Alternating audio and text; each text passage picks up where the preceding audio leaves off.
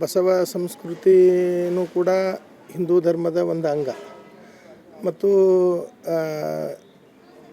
ತಾಲಿಬಾನ್ ಅಂದಾರ ಅಂತಕ್ಕಂಥದ್ದು ನಾನು ನಿಮ್ಮೆಲ್ಲ ಮಾಧ್ಯಮ ಮಿತ್ರರಿಂದ ಕೇಳಲ್ಪಟ್ಟೆ. ಆದರೆ ನಾನು ಇನ್ನೂ ನೋಡಿಲ್ಲ, ಇನ್ನೂ ಮಾಧ್ಯಮ ಪತ್ರಿಕೆ ಒಳಗೆ ಹಾಗೂ ಟಿ ವಿ ಮಾಧ್ಯಮದೊಳಗೆ.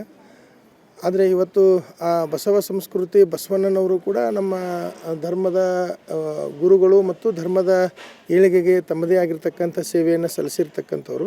ಮತ್ತು ಇವತ್ತು ಕನೇರಿ ಶ್ರೀಗಳು ಕೂಡ ಇವತ್ತು ಕೇವಲ ಭಾರತ ದೇಶ ಅಷ್ಟೇ ಅಲ್ಲ, ವಿಶ್ವಾದ್ಯಂತನೂ ಕೂಡ ಧರ್ಮದ ಉಳಿವಿಗಾಗಿ ತಮ್ಮದೇ ಆಗಿರ್ತಕ್ಕಂಥ ಸೇವೆ, ಭಾರತೀಯ ಸಂಸ್ಕೃತಿ, ಭಾರತೀಯ ಪರಂಪರೆಯನ್ನು ಮೇಲೆತ್ತಲಿಕ್ಕೆ ತಮ್ಮದೇ ಆಗಿರ್ತಕ್ಕಂಥ ಕೊಡುಗೆಯನ್ನು ಮತ್ತು ಇವತ್ತು ಈ ಅವರು ಕರ್ನಾಟಕದೊಳಗೆ ಹುಟ್ಟಿ ಮಹಾರಾಷ್ಟ್ರ ರಾಜ್ಯದೊಳಗೆ ಮಠಾಧಿಪತಿಗಳಾದರೂ ಕೂಡ ವಿಶ್ವಾದ್ಯಂತ ನಮ್ಮ ಗುರುಗಳಂತೇಳಿ ಎಲ್ಲರನ್ನ ಪ್ರೀತಿಸ್ತಕ್ಕಂಥ ಗುರುಗಳು.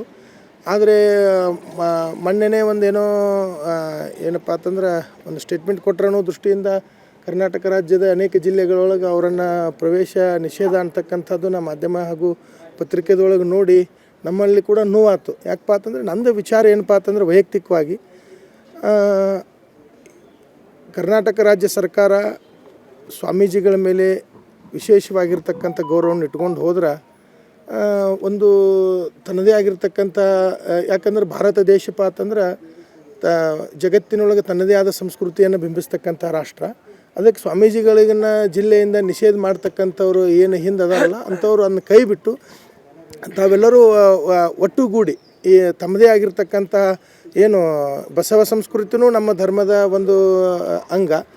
ಕನೇರಿ ಶ್ರೀಗಳು ಹೇಳ್ತಕ್ಕಂಥದ್ದು ನಾವೆಲ್ಲರೂ ಕೂಡ ಮೊದಲು ಹಿಂದೂಗಳು, ನಮ್ಮ ಎಲ್ಲರೂ ಕೂಡ ಇವತ್ತು ಧರ್ಮದ ಆಧಾರದ ಮೇಲೆ ಇವತ್ತು ಬಸವ ಸಂಸ್ಕೃತಿ ಉತ್ಸವಪ್ಪ ಅಂತಂದ್ರೆ ಅವರು ಕೂಡ ಇವತ್ತು ಹಿಂದೂ ಧರ್ಮಕ್ಕೆ ದುಡಿತಾರೆ ಅನ್ನೋ ದೃಷ್ಟಿಯಿಂದ ನೋಡಿರಿ, ನೀವೆಲ್ಲ ವಿಚಾರ ಮಾಡಿರಿ.